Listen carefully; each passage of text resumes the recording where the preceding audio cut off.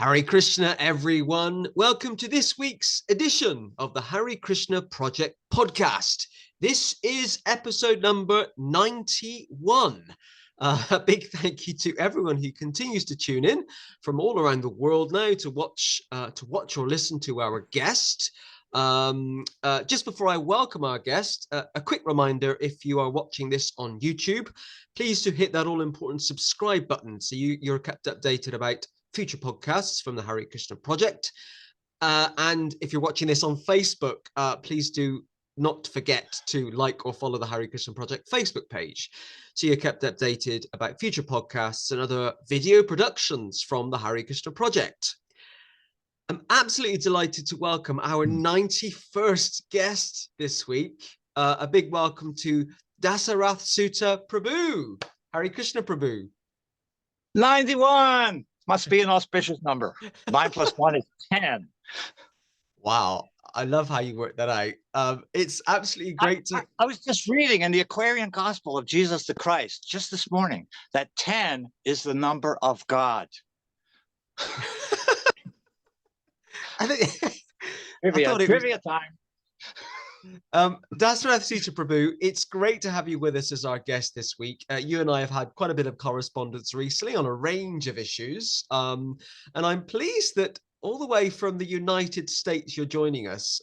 This is a global podcast and we have guests from all over the world. So Prabhuji, let's start with a nice easy question.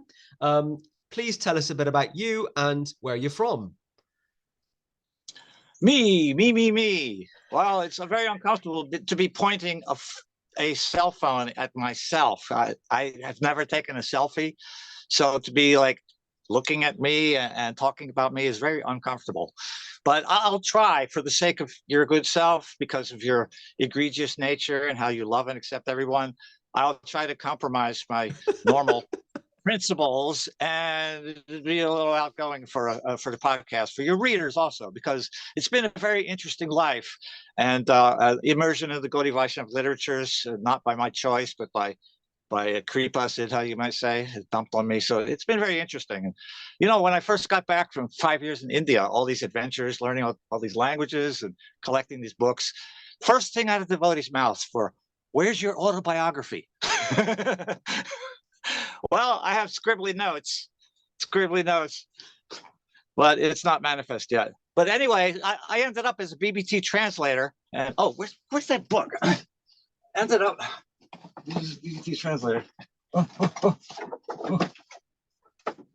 This is my book. Wow. This is my book on Srila Prabhupada's poetry. Prabhupada wrote long Bengali poems and some English poems, and so BBT published it. That's like, this is my big brag moment. There's the BBT logo, and there's my name, translated by Dasaratha Suta Das. So this is Srila Prabhupada, Shower of Divine Compassion. Its first printing is already out, but there's a few copies here and there.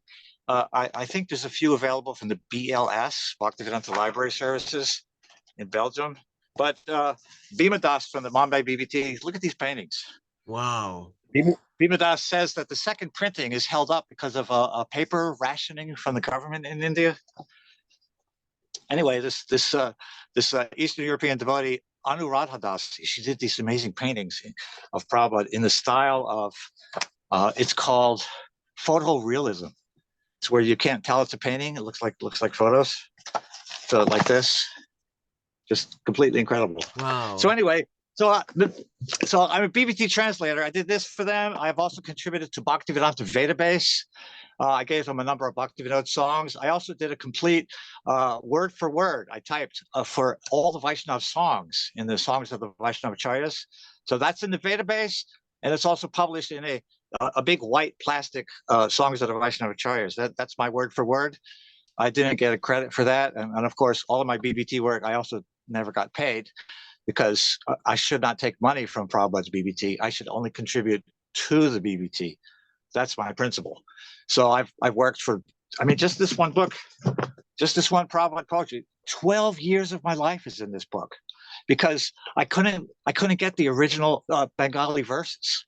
I had so much correspondence with India, had to have somebody going around, locate them, scan them, and email me the scans. I could write a book what it took to write the book. So that's 12 years of my life is in this without getting paid. And when I find a few copies for sale, I buy them and I sell them for like, $2 over what I paid. I tell them it's a donation to my health fund, but, it doesn't add up to much. Maybe, a jar or two of a bottle or two of herbs or whatever. So I ended up as a BBT translator, and I also, and on the side, I ended up as a Krishna conscious performer and recording artist, and I used to do live gigs like at Festival of India and also other places like Earth Day festivals, and I played in a whole bunch of churches, especially Unity churches and Unitarian Universalists. They're like super open-minded. So they would like have a concert on Sunday, like, hey, we got this Krishna guy who's going to sing Sanskrit today. So I used to do all that stuff. And I recorded 108 albums of original music, Krishna conscious poetry and rap. And, we never ever really want to come on down from the high that we fly in the spiritual sky. Hey, I'll tell you right now what you really want to know. If you know all about it, you just might go to the spiritual world where you will see everybody looking pretty, living free as could be. Everybody so happy, dancing all around. Never ever really want to come on down from the high that we fly in the spiritual sky. Let's go back home to the planet of the cows. Stuff like that. Drums and groove boxes, synthesizers, electric guitars, screaming. Do you ever hear Raga Bhairava played with a screaming, loud, distorted electric guitar? Oh my God, it'll make your hair stand up when you chant Hare Krishna. So that's the basic blurb. I ended up with 3 careers, translating books. Hey, where's my box of books? Oh, I'll show you later. I have a stack of books like about this big, one copy each of the 55 books that I translated under Nectar Books. I was supposed to bring that book out here, but I've got them on the top shelf. There's a tippy top shelf of the whole shelf. It's about 3 feet long, 55 books, all kinds of stuff. Bhaktivinoda songs, Vishwanath Chakravarti's obscure works, and a couple of anthologies and stuff like this one. This is really famous. This is a famous anthology here, Radha Krishna Nectar. So it's got like over 100 different pieces in here. There's blurbs on the this is the first place where the Western world got hold of all the marks, the foot marks on Radha and Krishna's feet, and also their hand marks, and the exact meaning of those marks. Nobody, until I translated this, nobody knew what the foot marks meant. Like in Krishna book, you see Krishna has thunderbolt, rod for controlling elephants, conch shell, all those things on the feet. What does it mean? So I worked in India for years to try to dig these things up. And out of 55 books, everything's out of print, except for this is on Amazon. These 2 are on Amazon. Cowherd Boy's Nectar and Vishwanath Chakravarti's Gauranga Lilamrit. This is a day in the life of Gauranga and Vishnu Priya in Navadvip. And Cowherd Boy's Nectar, this is the only Gaudiya Vaishnava book out of thousands of books that's Cowherd Boys from cover to cover. So this is especially dear to us because I think a lot of ISKCON devotees, and they might kind of favor the Sakya-Ras mood, so at least according to my observations. Whether they're male body, female body, doesn't matter. I know lots of Cowherd Boys. So I did this book for them. And I was just using this the other day at a festival at the temple because I put all these exhaustive introductions and exhaustive appendixes. So one of the appendixes shows what Krishna Balaram and their boyfriends do throughout the day. It's called Ashtakal Leela, where there's 8 periods of the day. And now those are very intimate pastimes. And you can see I have a whole shelf up there. Ashtakal Leela. This stuff we don't talk about in public. So because Chaitanya Mahaprabhu, he only talked about these intimate leelas of Radha and Krishna with, what was it, 2.5 people? That according to Chaitanya Charitamrita. So we don't discuss intimate pastimes. But what I've done is I've condensed all the intimate pastimes into like a summary study, a brief, outline. For example, like let's see, what time is it now? It's 1 something my time. So this would be, we're in the Madhyana Leela, the afternoon pastimes. So around this time of day, what we have is Krishna and Balaram. They are, let's see, here we go. Okay. So what happened was Krishna and Balaram and the boys, they're in the forest, like at this time of day. And if you see sadhus at Radha Kund just sitting there chanting on the beads, they're thinking about all his leelas. So that's what this kind of chart, we use that for. So at this time of day, Krishna has just slipped away from the boys because he has other things to do at Radha Kund, if you know what I mean. So Balaram takes charge of all the boys. So they go to a different, see here we have Nanda Sutta, along with several close friends, leaves the assembly of boys on the pretext of searching for some stray cows. See that? Oh, we have to go look for some cows. So I'll see you in a little while.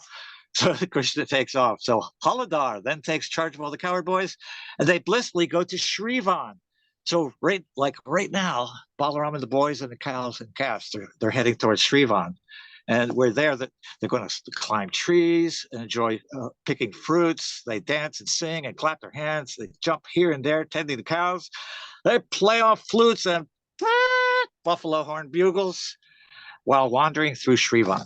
So that's just an example of what you do with this kind of book. So shameless commercial plug. That's on Amazon. Wow. These are on Amazon. Very affordable too. So just for some context, I mean, you're obviously very passionate about kind of literature and original Gaudiya literature. How long have you been passionate about kind of reading and writing and kind of and sharing Gaudiya literature with the world? How long have you been passionate about it? Well, as you can tell from these things, thick glasses identifies a bookworm. So in my childhood, especially starting about 5th grade, I kind of like started, I don't know, remembering previous lives or something, or started finding my life mission. So I started checking out all the stacks of books from the library. Officially became a bookworm like in 5th grade, researching all kinds of things. Also everything from engineering to, boat propulsion to robots, to the rocket ships, and how guns work, stuff that little boys like. Everything about tractors and trucks and cars and machines and engines. And then 5, 6, 7, by 7th and 8th grade, I was getting into philosophy and wisdom and stuff like that. And, the classics and all that stuff. So just having DNA for being a bookworm, it's in the DNA, because my mother, I know 5 languages. So my mother also knew several languages. She kept next to her chair where she would watch TV. She had like a Latin to English dictionary right there. So she was like, looking up Latin stuff while she's watching TV. And her father, this is where I get the DNA. My mom's father, my grandfather, he knew 5 languages. He's an immigrant from Hungary, but he was near a border of other countries. So mom said they would speak one language at home, read the newspaper in another language, and speak another language on the street with other people.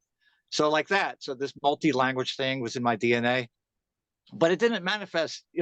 I was studied only English until I got Prabhupada's Bhagavad Gita. And then suddenly I got Macmillan Gita in I first saw the devotees on the street in 1968.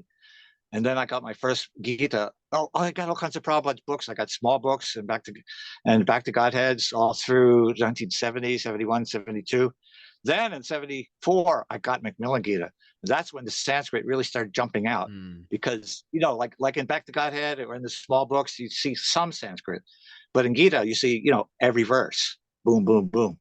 So I was starting to look at that like, wow, what is this? This is like a whole other thing. So I started getting into that. But the language, the Sanskrit, Bengali and stuff really didn't hit me till I went to India. I did 5 years in ISKCON temples in Srila Prabhupada's presence. And then I did, after Prabhupada's departure, I did 5 years in Vrindavan, and all over India, but always came back to Vrindavan. So I didn't go there to learn officially, dive into Sanskrit and Bengali and all that to read the Goswami's books. But I was sent there to be office help for Srila Prabhupada's Samadhi. Because when I went to Vrindavan in 1980, Srila Prabhupada's Samadhi was still under construction. So we had us Western devotees were like in the office, and we would organize and do the Indian contractors and would get the labor. So I was just sent there to type letters, to acquire, a truckload of cement and, metal rebar pipes and occasionally go out and talk to the workers in the country. So I was just office help, but I ended up getting sick, malaria, hepatitis, jaundice. couldn't do anything. Just stuck on the floor, literally crawling to the bathroom. So like, what am I going to do? Keep from going crazy. So devotee in the next room had this book. I still have them right here. Hindi course handbook. And Hindi course. So here's the English version, and here's the one in Hindi. So I thought, I'm in Vrindavan. If I learn Hindi, then I can, ask directions to temples. I could buy things in the marketplace without getting ripped off. Talk to the locals, look for holy places. At that time, ISKCON devotees didn't know all the holy places. There was only 2 devotees that I knew researching holy places, Padmalochan Das and Asurari. So somehow I hooked up with Padmalochan. He was in the next room. So and he knew all Brijbasis. They were all his friends. He could speak Hindi. He can go to the dramatic performances of Krishna Lila that Brijbasis put on. He can understand everything that's happening. So I thought, if I learn Hindi course. See, Hindi course. So when they spell it, Hindi course. So I thought, well, let me just get into this. It'll help being in Vrindavan. So then that led to, I was still sick. So I got a grip on Hindi. So I tackled Bengali, which is a different script. Where's my learn Bengali? Oh, here, this is good stuff. Learn Bengali through English. Wow. Learn Bengali in 30 days. And then I got learn Sanskrit in 30 days. Don't be fooled. These are really good. You don't actually learn it. It's a cute handle for a series, right? Learn Oriya 30 days, learn Tamil in 30 days. It's a great series. It's the National Integration Language Series. So I got these. So I learned the Bengali script. It's different. And then I got the Bengali to English dictionary and just started looking up words from the songbook. Sri Guru Charana Padma. We kind of know what those words are. Kevala Bhakti. Kevala Bhakti. Sadma. What is Sadma? So you pull out your dictionary. Sadma. Oh, treasure. Oh, Kevala. So the Sri Guru Charana Padma, lotus feet of Sri Guru, are the Sadma, the treasure of Kevala Bhakti, or unalloyed devotion. So like that, I started looking up the words that we don't know. And then I found Prabhupada quotes. You don't want to hear this quote. I heard the Prabhupada quote. Is it a letter? I think it's in a letter. He said, in a temple, you should only chant Hare Krishna and Sri Krishna Chaitanya. No one should sing any of the songs of the Vaishnava acharyas unless you know what you're singing. I mean, who does that? So I thought, well, okay, so I'm going to learn every song in the BBT book, Songs of the Vaishnava Acharyas. So I sat down, I did Bengali dictionary, Sanskrit dictionary, because some of the songs are Bengali, most of them. Some are in Sanskrit, like Namo Namaha Tulsi Krishna Prayasi, this is Bengali, but Rindai Tulsi Devi, that's Sanskrit. Namaste Narashinghaya, that's Sanskrit. And Jaya Jaya Gora Chandra Aratika Shobha, Bengali. So I got all those dictionaries. I just started learning every word in the songbook. And where is it? I should have brought it out here to show you. I still have that one with every little definition written on top of every word in the songbook. So this all happened because I was so sick and I couldn't walk or do anything. So I thought, hey, I still have this pink squishy meat blob inside my head. So let me put some vocabulary in there. Learn some grammar. And these books, this learn in 30 days, learn Sanskrit in 30 days. It has really good vocabulary. It's actually Vedic. It has examples from the Ramayana, examples from Mahabharata, and so it's devotional. It's not like learning dry, Karmi school Sanskrit books. I do have a few of those. I've got these kinds, like this. Sanskrit Grammar for Students by McDonald. This is for, materialistic college students to learn. It's so dry. I can't read this. This is horrible. It's horrible. But you got to get the devotional ones. And that's why I always wanted to teach Sanskrit and Bengali to devotees because I know shortcut systems. We learn by using the shlokas and songs that we already know. For example, like you learn Sanskrit. So Vrindayai, Tulsi Devyai, Priyai, Kesavas. Why is there AI at the end of everything? So you learn that that's a dative case. You're offering a prayer.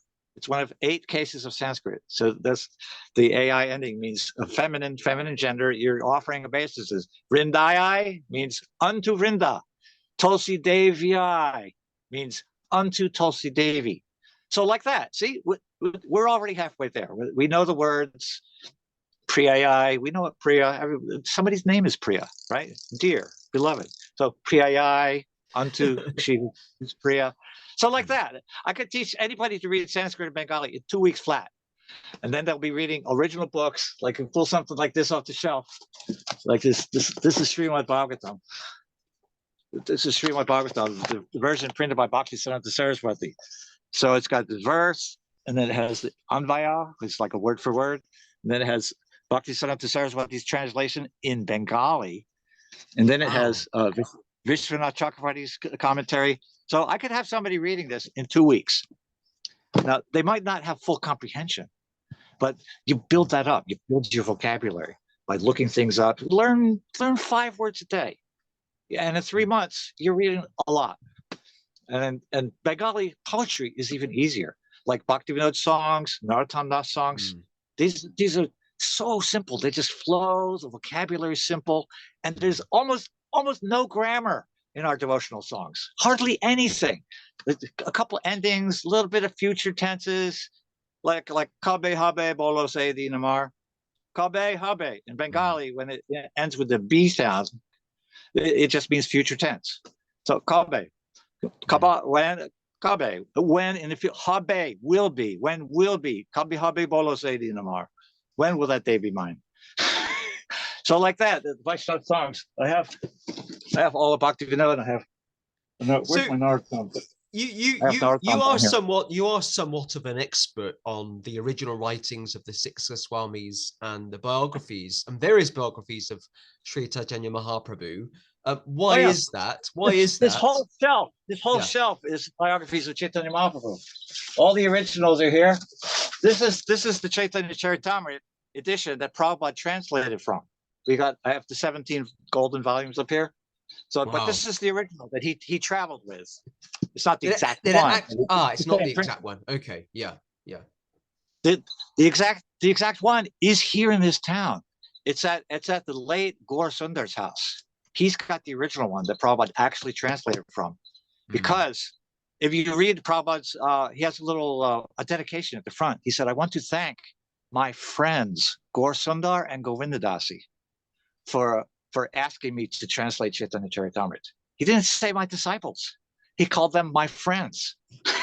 So, because Gaur Sundar helped Prabhupada start translating this. They worked on it together. Is that the same Govinda Dasi that's now in Hawaii? She lives in Hawaii? Yes. Yeah. Well, I believe she closed out her Hawaii place, and now she has a homestead in Louisiana. That was her mother's. Her mother died like a year or two ago. I know of her. Yeah.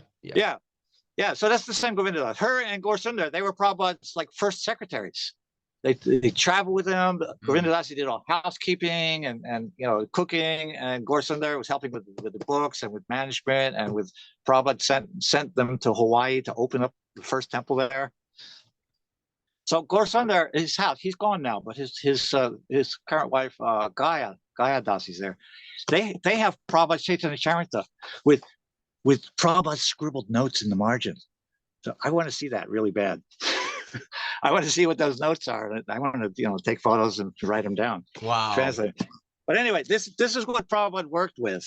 What you have is the original Chaitanya Charitamrita verses, and then see the line, and then underneath you have the Bhaktivedanta Saraswati's commentary, and he also published his father, Bhaktivinoda Thakur's commentary. So you have these 2 commentaries, and here's some interesting CC trivia. In the bold, you see the shlokas, but look above the bold. There's these little phrases he puts in between.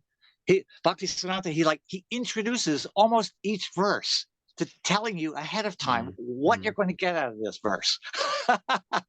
So, of course, Prabhupada didn't do that in English because it would be way too many words on the page, maybe repetitive in English or something. So Prabhupada just did verse, word for word, translation and purport. So, but the Bhaktisiddhanta edition's got all this stuff in here, and he's got all these extra appendixes. And so this is what one fat volume, Prabhupada turned it into 17 beautiful gold volumes. I have it up here, original one. Wow. So that's just an example. You're talking about biographies. So that's Chaitanya Charitamrita. And I have different CCs here, different publications. And then here, this side is Chaitanya Bhagavats, same thing. A whole bunch of Chaitanya Bhagavats. And then the also other biographies, Chaitanya Mangala, and all the main biographies I have. And I have a few really obscure other things too. I have compilations of verses like from Puranas and Upanishads talking about Chaitanya Mahaprabhu. I've got all that kind of stuff here in various anthologies that sages have kind of collected over the years. Vedic quotes and just for kind of a point of information, because some of the viewers won't know who these biographies are written by, because there's quite a few of them. Do you want to kind of tell us briefly who the different biographies are written by? Yeah, the first biography of Chaitanya Mahaprabhu was written in his time by Murari Gupta. Yeah. Murari Gupta was his personal friend, was older than him. He was already an established physician when Mahaprabhu was a teenager, because is it in Chaitanya Charitamrita or Chaitanya Bhagavat? Anyway, Chaitanya Mahaprabhu was a young teacher teaching his students grammar. Yeah. So they would mock Murari Gupta, because when Murari's walking down the street surrounded by his medical students, teaching him and stuff, Mahaprabhu would walk behind him and imitate him. He would go like, blah, blah, blah, blah, blah, blah. So Murari Gupta wrote the first biography called Chaitanya Charita Mahakavya. We've got those here. We got those here. Chaitanya Charita Mahakavya. This is Sanskrit with a Hindi translation. My godbrother and I, Jai Balaram Das, we translated this first biography, and it's about this fat. It's 8.5 by 11. Big giant. I'll show it to you when I get to my shelf of my offerings. But anyway, we worked on that. I think it's available now. Somebody's edition is published at Ras Bihari Lal in Vrindavan. So that's Chaitanya Charita Mahakavya, another Sanskrit biography. And this is way before Chaitanya Charitamrita. Another Sanskrit book by Kavi Karnapur. Now, Kavi Karnapur is described in Chaitanya Charitamrita. He was a small baby when they brought him to Chaitanya Mahaprabhu. I believe he sucked on Mahaprabhu's toe. Right? So Mahaprabhu gave him this benediction that he would be, a great writer or Kavi, Pandit. So he did. Kavi Karnapur. He wrote another Chaitanya Charita, and also Chaitanya Chandradoya Nataka. These were all written way before Chaitanya Charitamrita. So all the first biographies were in Sanskrit, and then Krishnadas Kaviraj, he was like a generation behind. He heard the pastimes from Raghunath Das Goswami before Raghunath left his body. So Krishnadas heard all that, and he also had notes, and he talked to other Vaishnavas, because there was a lot of people who knew Mahaprabhu's pastimes, but they didn't write it. Just like now, we can gossip about various ISKCON personalities, right? It's not in writing, but we know this devotee, that devotee, Prabhupada disciple. The exploits of Prabhupada disciples are well known by all of us, but it's not written down. So similarly, Chaitanya Mahaprabhu, you have all these scribes wandering on the streets. They're observing what's happening. And some scribes were writing down too, because besides those first Sanskrit biographies before Krishnadas's Bengali Chaitanya Charitamrita, you also have these scribes sitting around in the marketplace, just observing and writing things. So those are thousands of songs, especially in the Oriya language, because Chaitanya Mahaprabhu, he spent 18 years in Jagannath Puri. So during that time, they saw and heard a lot of things. So there's a wealth of Mahaprabhu pastimes in the Oriya language that we have not heard yet. But the devotees, Madhavananda and his wife Krishna Kund, they have some Oriya like research institute in Puri or something. So they're collecting all those books in the Oriya language. So there's thousands of more songs and dozens of more biographies of Mahaprabhu that we've never seen yet. So generations to Wow. come, well, they'll be getting new pastimes of Mahaprabhu after we're dead and gone. That's So, amazing. That's quite amazing, actually. but these are the Sanskrit ones before Krishnadasa's Chaitanya Charitamrita, and then Chaitanya Charitamrita happened, and then Chaitanya Bhagavat, was that after Krishna? No, you have to look it up. I forget. Vrindavan Thakur. He's considered. This is his same published by Bhaktisiddhanta. Big fat Chaitanya Bhagavat, all in one volume. And also a similar thing. Look, he's got Bhaktisiddhanta composed in Bengali, these big chapter summaries. See, this is the previous chapter ends, and you've got the chapter summary in Bengali here, and then the verses begin. And then you have underneath it, you got the line separating it, and then you got the he published his father, Bhaktivinoda Thakur's commentaries and his own commentary. So there's that. And then we've got these other volumes. See, look at the difference here. This is just the verses. So it's just the verses. And if you look closely, you'll see little scribbles. You see where I had studied it and marked things and underlined things and scribbled little notes in there. If you read just the verses, I've challenged a few devotees over the years. Just read Chaitanya Bhagavat cover to cover, like in one sitting or a couple of days, and see what it does to you. we have Kusha Krat's version. Where is it? Here. This is Kusha Krat's version. This is Kusha Krat's Chaitanya Bhagavat. So it's just the verses. If you see, it's just English. If you read that, I guarantee you'll attain spiritual insanity. Wow. Which is one of the goals of Prema Bhakti, Unmad. But that's because of Vrindavan Thakur. He's the Vyasadeva of Gauranga Lila. And okay. Vrindavan Thakur was before Krishnadas, because Krishnadas Kaviraj in Chaitanya Charitamrita gives honor to him. And he says, Krishnadas says in CC, he says, I'm not going to describe Mahaprabhu's childhood pastimes in detail because Vrindavan Thakur already has. So there you have it. That's how these two go together. Wow. Vrindavan describes certain leelas, and he did not include the Antya Leela very much. Very brief Antya Leela Chaitanya Bhagavat. So this is where Krishnadas Kaviraj, he comes in. He doesn't do the Adi Leela that much. Krishnadas's Adi Leela is more philosophy than it is actual childhood pastimes. But then as he goes along, when he gets to the end, then Krishnadas just expands the Antya Leela. That's where you get Shikshastika. Shikshastika is one of the last chapters of Chaitanya Charitamrita. So that's why these two complement each other. So first was in Bengali, Vrindavan Thakur, and Krishnadas Kaviraj came after him and skipped over a lot of the childhood pastimes. He mentioned it a little in brief. But he didn't describe them, like Mahaprabhu being stolen by thieves, to steal the ornaments. So Vrindavan Thakur describes it like in a whole chapter. But Krishnadas, he just mentions it in a verse or two. He says, out of deference to Vrindavan, I'll just briefly mention it. So that's how these two go together. And then you have other ones. Then you have Chaitanya Mangala. Here's Chaitanya Mangala. I really need to fix these things. Look at these things are, it's 100 years old. Wow. I've been organizing my shelf. So some of my 150-year-old books, I'm fixing the bindings, and I really need some help with this. I'm disabled, and it's on all this stuff. I gave my hospice crew the slip. I told my hospice crew, I said, back off for a while. I'm going to fight for my life using herbs and natural remedies. I'm not going to take your chemical pills. So leave me alone for a while. So I need help with all this. Look at all this stuff. You got all this glues and tapes. Where's all that stuff? Shit, I got this what tape, rubber cement, smaller tape, Sharpies for labeling the spines that are not labeled. I got to work on these things.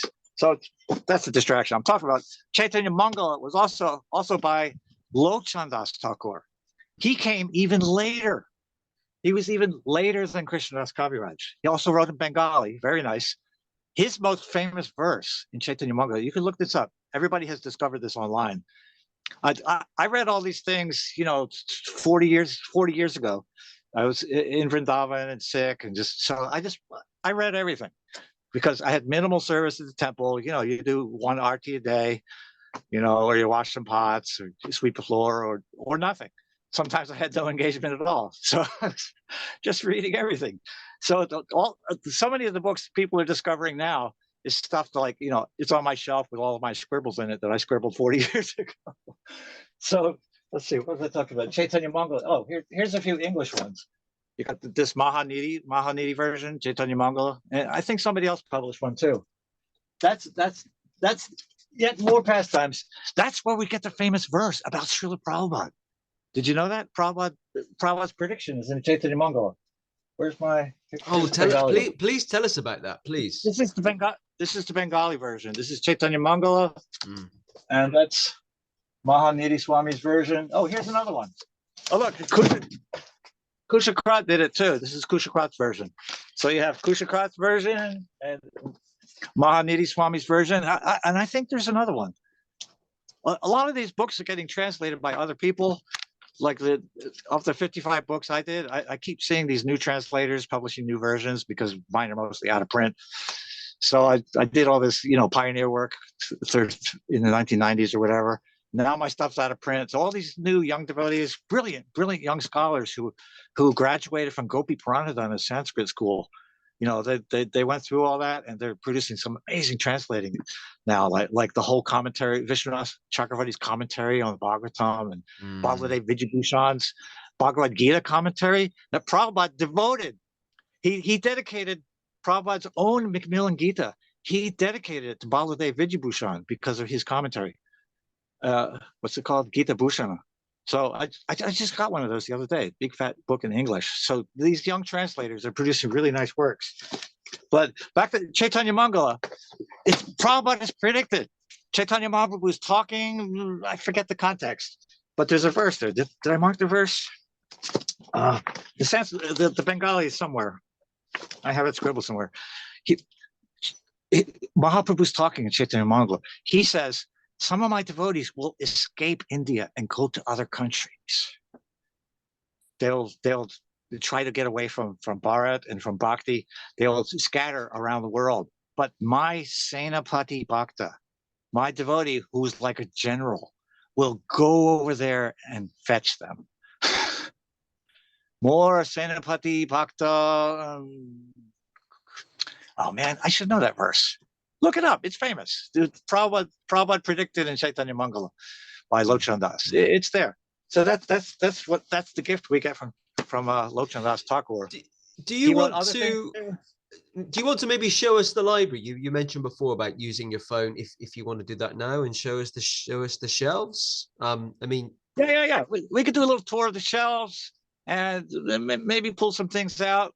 Yeah, and the other thing I'd like to do just as well is to talk about the 55 books that you've written or translated.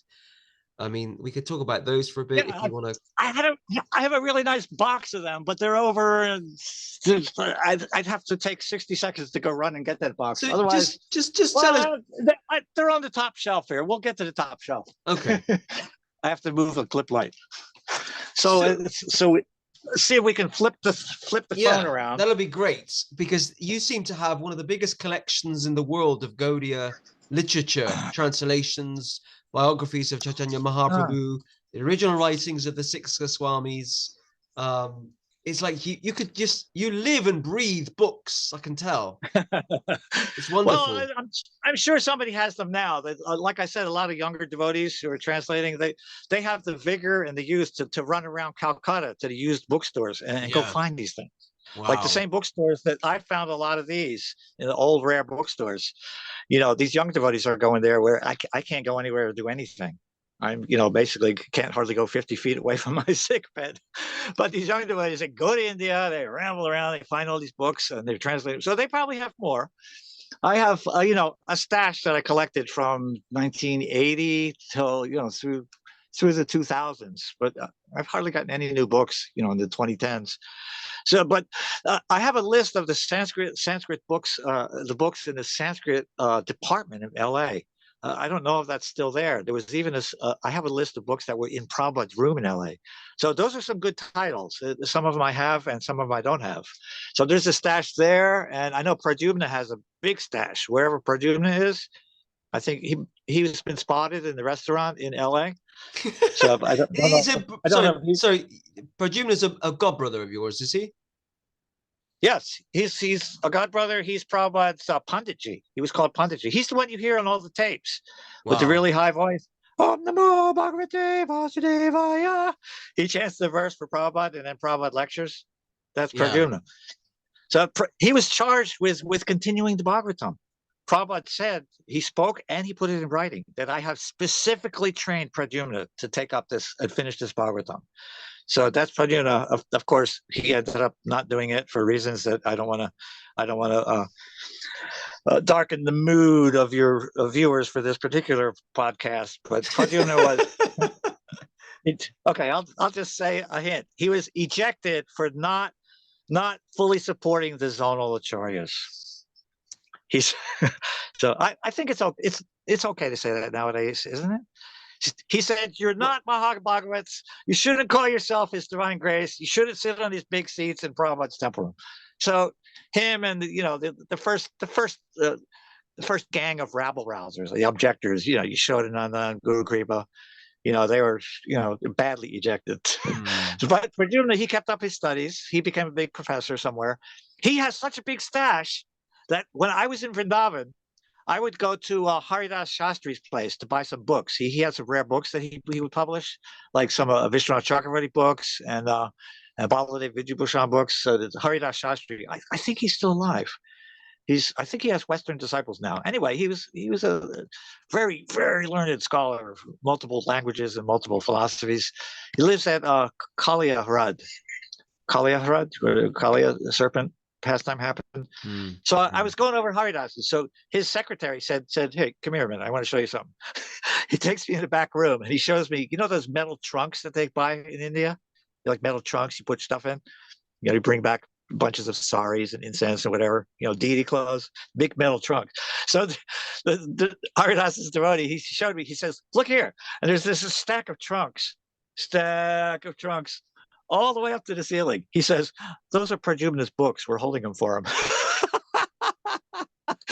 So I need to contact Pradyumna, make friends with him, ask him, "Hey, did you ever get all this books shipped over here?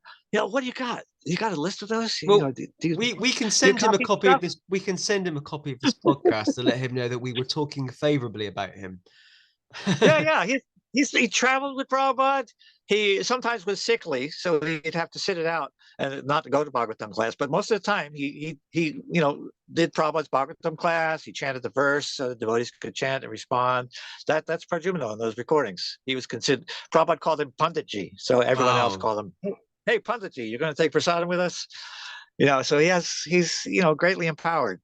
If you look at photos of him, he's got that really high forehead, indicating there's like massive brain substance in there. So that's Pradyumna. We're his well wishes, but man, I need to get contact with him. I know some of the other translators. I even know Nitai. I met Nitai earlier this year. Nitai also, he helped Prabhupada. He did the word for word he told me he worked on third canto. And I think he also did worked with Chaitanya Charitamrita a little.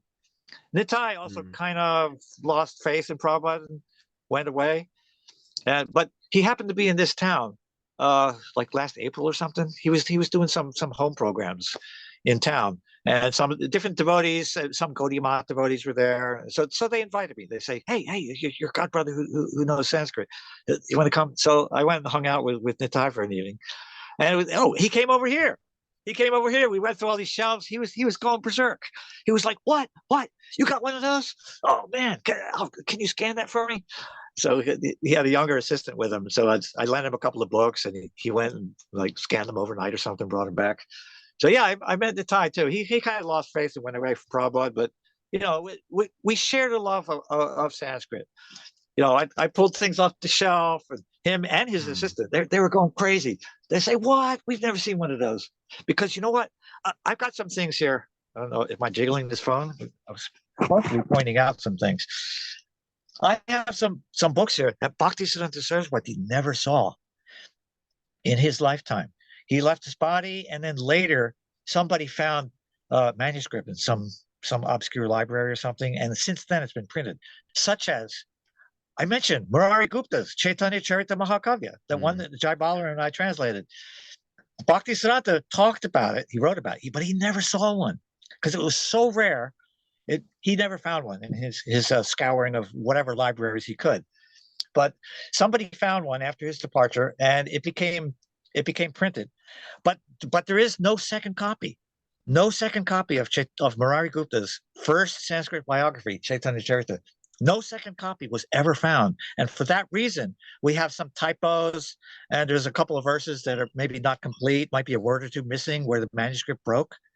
Because normally we have, I don't have one to show you here, but we have a thing in Sanskrit publishing called critical editions, where you get 4, 5, 6 manuscripts together. And so you publish the text, and then when a word is different, you put a little superscript, a little tiny above, a little A, B, or C, and then you look at the bottom of the page and it says A, says manuscript number 3 says this alternate word. It's called pat antara. Pat antara, pat means reading, antara means another. So you got pat antaras for 5 or 6 different manuscripts when you have a critical edition. But this Murari Gupta's here, Murari Gupta's Sri Chaitanya Charita Mahakavya. There's no second reading. So that way we have there's a few typos and a few portions of shlokas are missing. So what we do when we translate, we just have to just put an ellipsis. You render whatever the verse is there, and you put ... indicating there's more, but we don't know what it is. So that's a little bit of Bhaktisiddhanta trivia, that he never saw Murari Gupta's Chaitanya Charita, but us Western white boys, we found one and translated it. Speaking of that, let's look at it. Yeah, please show us your library. I'm really excited about this. I'm going to find the menu and switch to the other camera. Yeah, you can press the button. You'll just see my hand waving a little. Yeah. Let's see. Other camera? Yes, okay, perfect. You've done it. That's wonderful. And the first thing is, this is my Prabhupada shelf. My best, physically best bookshelves. I got all my Prabhupada stuff here.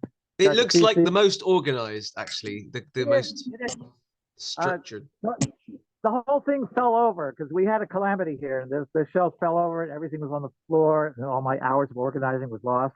But I recently rectified it. So I got the whole top. We got Prabhupada's books here, and the whole bottom shelf, several bottom shelves, is books about Prabhupada.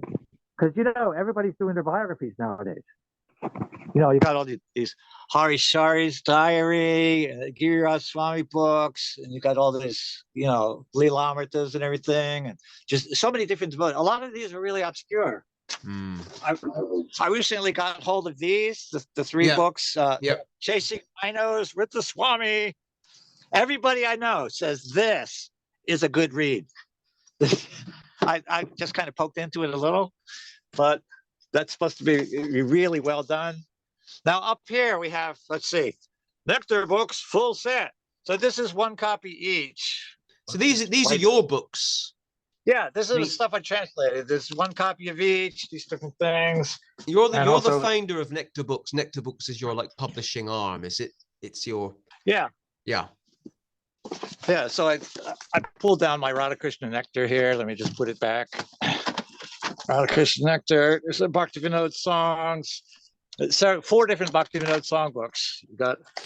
Let's see, I'm juggling too many things here. Let's put these back. Let's see. The first one I ever translated was Kalyan Kalpataru by Bhaktivinoda Thakur. Really, really nice book. It's Kalyan Kalpataru, the auspicious desire tree. It's in 3 branches. You got this desire tree with 3 branches. It's called Upadesh, instructions, and then after instructions in the middle is Upalabdhi, or attainment, attaining realization of the instructions. And then 3, you get Uchvas, or ecstatic outpouring of bhakti. So that's Kalyan Kalpataru, Gita Mala. Other people have translated all these since then. I haven't really looked at them to see, like how did they do? Did we catch different renderings for different verses? Got Story of the Pearls. I was the first one to translate that into English. And since then, there's other editions. And here's that big Chaitanya Charita, Murari Gupta, the one that Bhaktisiddhanta never saw. This is, look, it's so big. It's this whole binder. That's what it took to. It never got published as a book, but I think Ras Bihari Lal has one. I did a book. Me and Radha Damodar Das. We did a book on Krishna conscious play scripts. So that was kind of a distraction from the Goswami's books. What else do we have here? I really want to reprint this. This is the biography of Vishwanath Chakravarti Thakur. And I got all kinds of different places, because you know what? A lot of these books that I have, in the beginning, they'll have a little biographical sketch. Like out of 15, 20 different books of Vishwanath Chakravarti, they'll have a little blurb in the front. So I compiled all his blurbs and did that biography. I really want to get that back in print, because he's one of my favorite authors. Vishwanath Chakravarti. Let's see. Here's Bhaktivinoda, Navadvip, Bhavataranga. Since then, there's other renderings. Bhanu Swami did one. So there's so many. A lot of these things have multiple. Oh, here's my songs of the Vaishnava Acharyas, word for word. This is all the different songs. See, there's a Parama Karuna, Pralaya Payodi Jale. It's Dasavatar Stotram, but I put it in alphabetical order according to the first phrase, because that's how they do it in these songs. Speaking of songs, did you say songs? This whole shelf, is all Vaishnava songs. Thousands and thousands and thousands of Vaishnava songs. And look at this. These are so old. This is 200 years old. This is so rare. I got it in a plastic bag. Gaur Pada Tarangani. This is hundreds and hundreds and hundreds of songs, just sorted according to Chaitanya Mahaprabhu songs. It's these other ones, you get Radha Krishna and all kinds of different stuff. See the Vaishnava Padavali, more Vaishnava. This is Jayadev, Vidyapati, and Chandidas. But this is just Mahaprabhu songs. So that's some amazing things. I've got these amazing rare. Here's another one, really rare. This is also 100. This is 150 years old. This is Vaishnavachar Darpan, a mirror of the behavior and characteristics of Vaishnavas. I gotta scan this stuff and put it on archive.org. They're so rare. And all these other amazing songbooks. Look at this. This is 100 years old. This is completely incredible. This is Bhava Sindhu.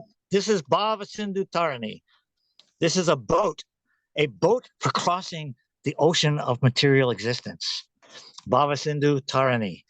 So it's an anthology of songs, prayers, stotras. Look at this. Mukunda Muktavali by Rupa Goswami.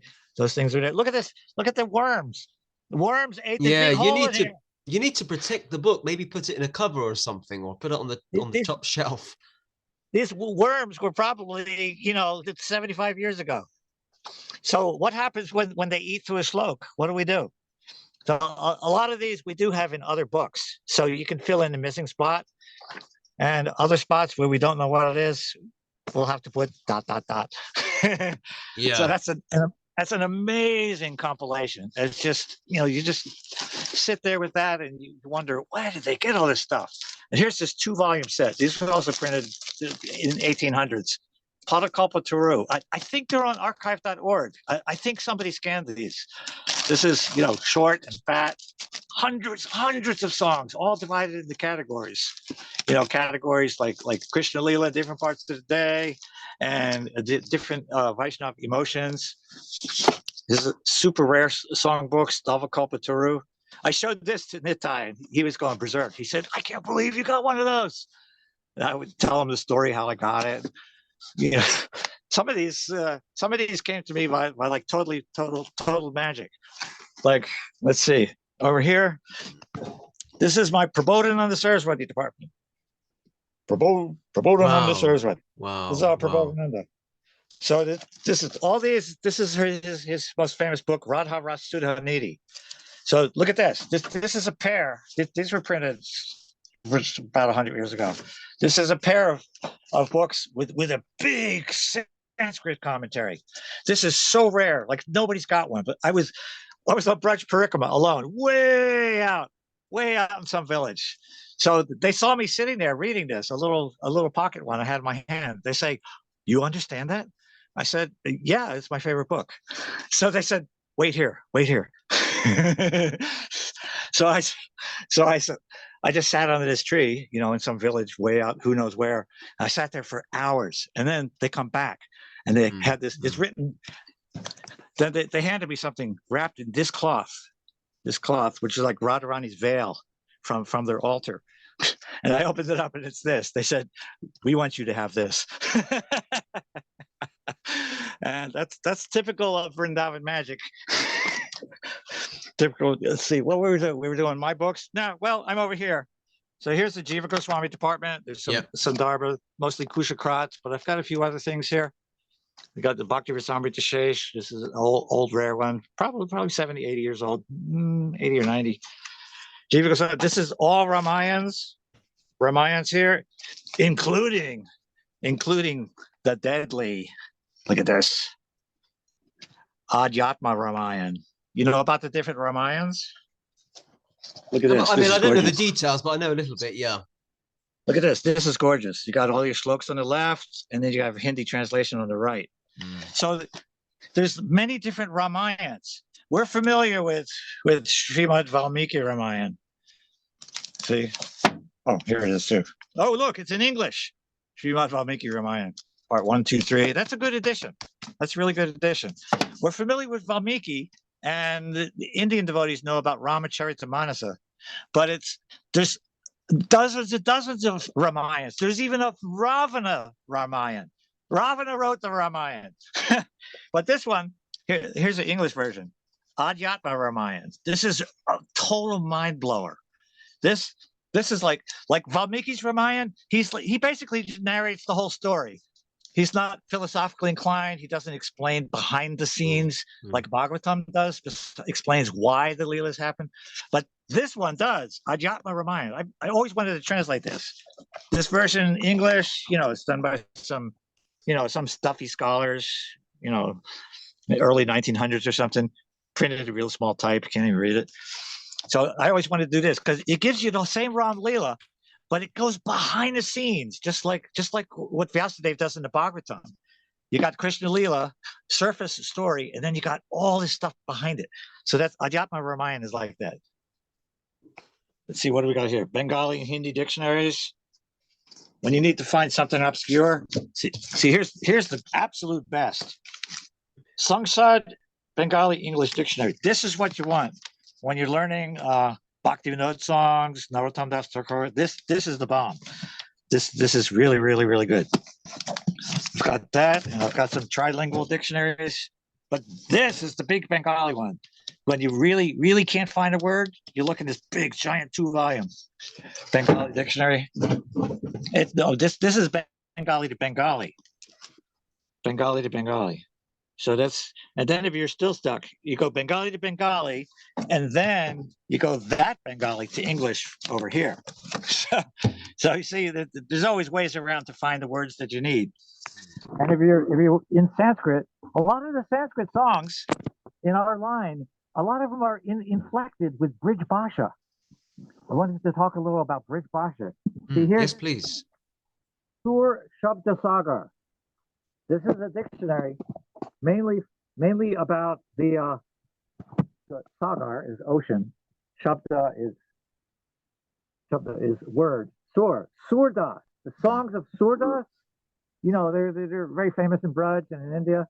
So he uses a lot of obscure words based on Brij Bhasha, the cowherd language of Krishna and his entire culture of Braj. Because Nanda Maharaj, they had a kingdom, they had all the Vaishya men, they had all the animals. So they spoke a Brij Bhasha, which has come down to the present day. So some of our Sanskrit works were influenced by that. And so when I can't find a word in the Sanskrit dictionary, I look in here, and sometimes I find it because Surdas he wrote so many songs that he basically he's a living dictionary of these obscure words specifically for describing Krishna Lila. So that's the dictionary department. Now there's some Sanskrit dictionaries over here too.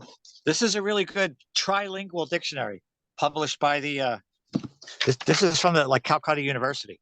Trilingual. So it goes Sanskrit to Bengali to English.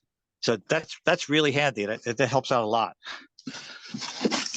Here's Kushakrat's Krishna Katamrit Vyakaran. This is Kushakrat, our famous godbrother who left his body in Vrindavan.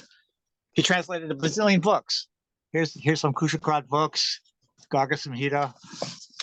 So Kushakrat, he did his own Sanskrit introduction. That's good stuff. Because you see, we need devotees to produce Sanskrit, but like I told you earlier, it has to be geared towards devotees so that we're not bored with it. So it's not dry and scholarly. So there's a few devotees did Sanskrit. See, here's the devotee book. Devotee did Sanskrit. Bhagavad Gita grammar by Hari Venudas. So that this is really nice Sanskrit grammar. It's not deep like Bhagavatam grammar. Bhagavatam grammar is a whole other thing. But Gita grammar, Krishna spoke it so that the common people could understand it. This is the Bhagavad. Why is Ganesh on the front of that Bhagavad Gita? I guess because he was the scribe. He was writing down Vyasadeva. Oh, okay. Okay. Vyasadeva spoke and Ganesh wrote. He's the scribe.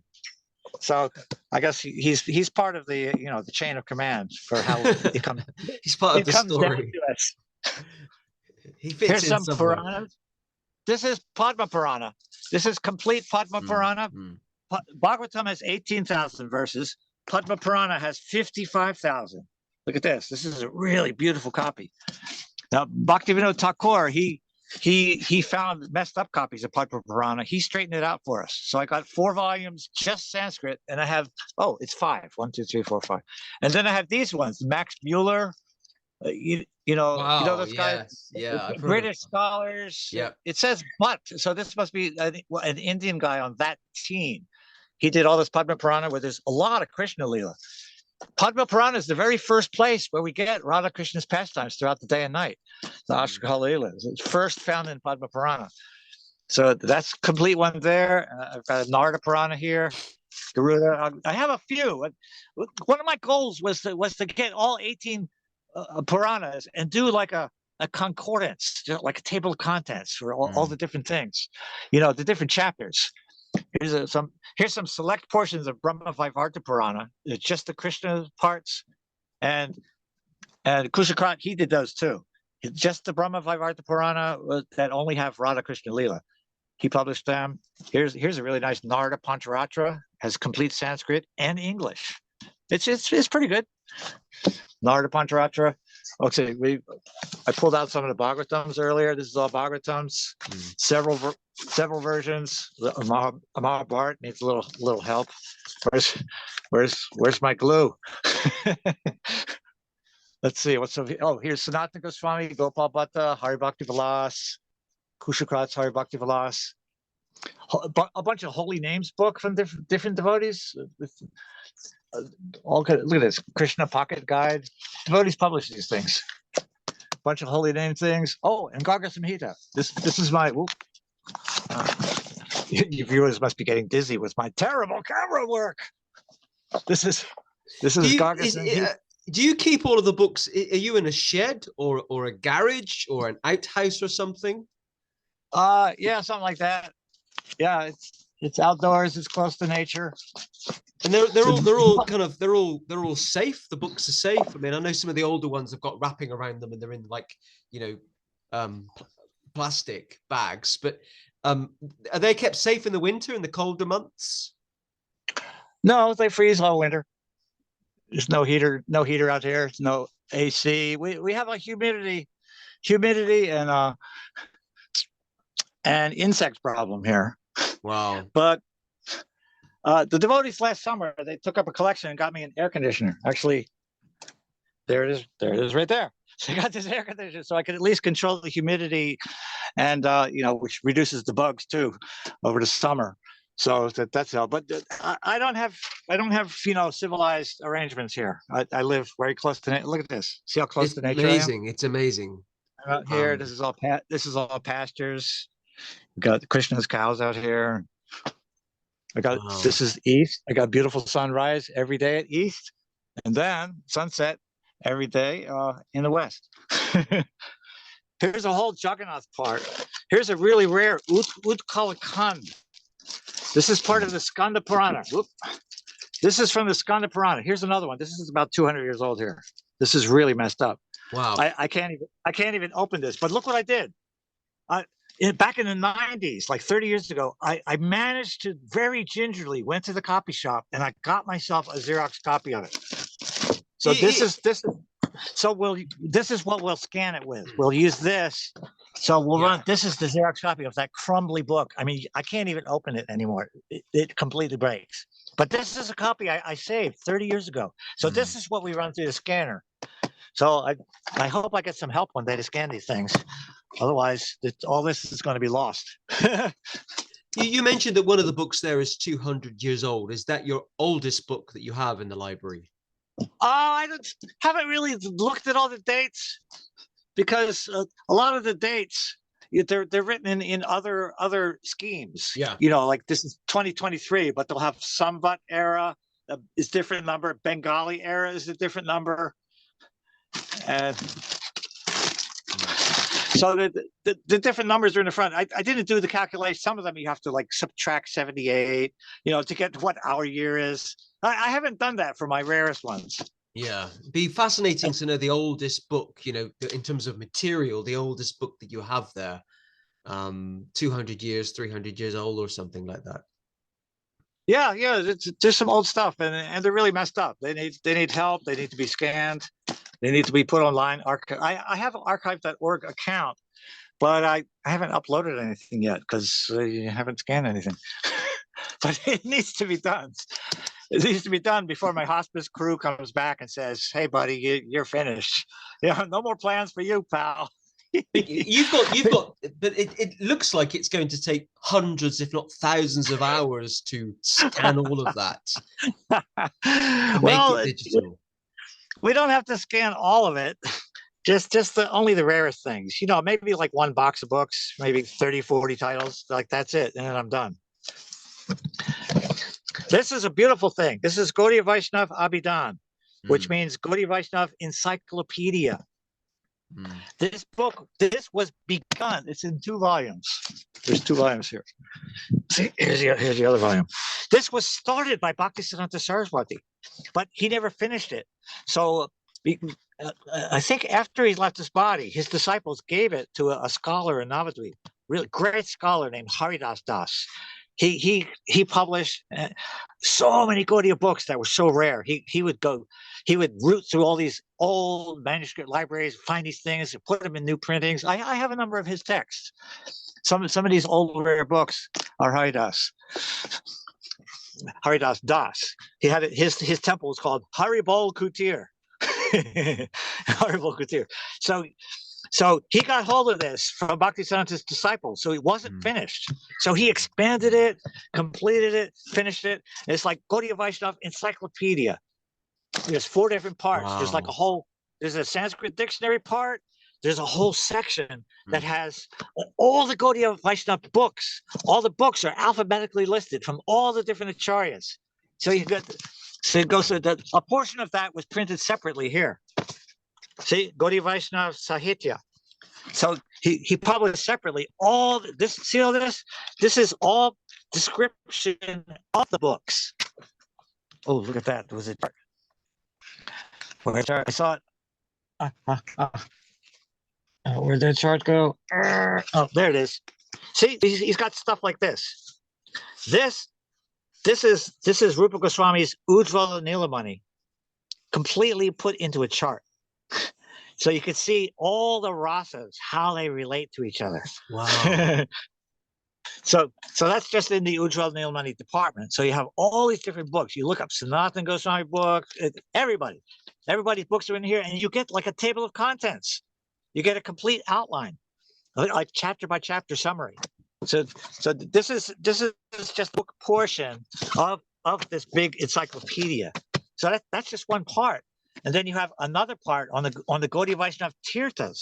All the holy places in the whole of India are described in here. So the devotees who know about these things, we've all known about this for 40 years. I have one volume, really old one. I have one really old original one here that I can't even open. Look how crumbly it is. These ones down here, this is a newer printing. But all of us Western devotees who know about these, we're all like ribbing each other. Who's going to translate this? And look, in the Tirtha section, you go in the back, and it's got these maps. There's Gaura-mandala. There's the whole Navadvip Dham, and there's other maps of other things in here. So that's the Gaudiya Vaishnava Abhidan. Abhidan means like encyclopedia. So this is just an amazing resource. You can just look up things in here. Completely incredible. So this is the 2-volume encyclopedia, and this is the version where he puts just the books. This whole thing is about the Goswami's books. See, for example, remember I told you about the different scribes who like sit around in the marketplace and they watch Mahaprabhu go dancing by and they write about him. So here's just an example. Here's the item number 26 is Kanu Ram Das and his Padavali and his poetry. So then you have a little blurb on the scribe where he was and what he saw, and then here's a sample song. And then you move on. Then you go to there's another person, Srila Ram Das and his poetry. Then you have a little biographical blurb and some samples of his writings. And so all these kind of personalities are in here. It's just it's totally amazing. So, oh, look, there's just some old manuscripts in here. Some samples. Did you see that? It flipped by. Some samples. There's very old deities. Anyway, I saw some handwritten manuscripts in there. So that's why I have this category here. This is Gaudiya literature. Padatis, I've got all these padatis. This is Gaudiya literature. This is books about the books. See, here's another one of these. I have 2 copies of that. And there's a few English things too. History of classical Sanskrit literature. So this describes things that's no interest to us, like some mundane Sanskrit books, but some of our devotional stuff is in this kind of book. These type of scholars that they'll mention, oh yes, and by the way, there was a Rupa Goswamin who did write some Sanskrit books, and they'll talk about him a little bit. So that's books about books.